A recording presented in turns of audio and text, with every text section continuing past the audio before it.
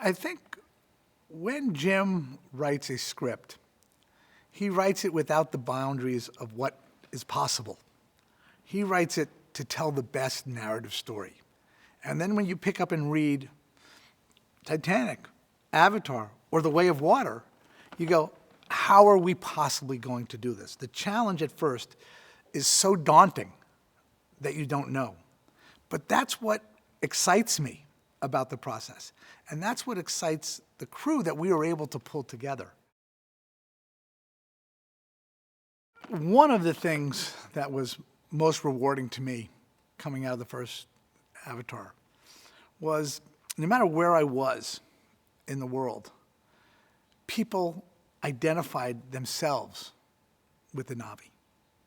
Whether I was in the Middle East, whether I was in South America, people would come up and say, the Na'vi, they are me. I see myself in that. And I believe in the sequels, people will see the same thing.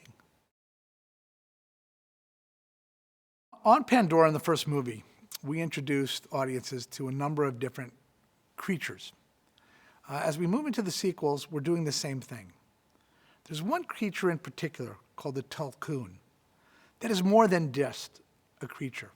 It's actually an intellectual species. And the reason I say that is because it too can connect with Awa and download its memories. And it shares its experiences with the Na'vi. The Tulkun are 300-foot-long behemoths, peaceful behemoths of the oceans. They have a language that they speak that is unique. They have mathematics, they have music, they have song, all of these things. They have philosophy within their culture.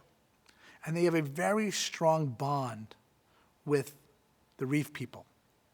And the Metkayina each have a sister or brother that is their bond with the Tulkun. And that happens very early in life.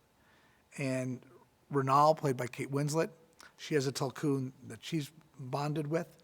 And it's a lifelong bond, and it's a kindred spirit that they share with each other. And they celebrate each other's families, the birth of a new child. They mourn the loss of a family member. And we see that in the sequels. When that character was created, the idea of Sigourney playing the younger version was the perfect fit. And performance capture, I have always said, gives actors the opportunity to play characters that they could not otherwise play. And Kiri's character and Sigourney's performance are the perfect example of that.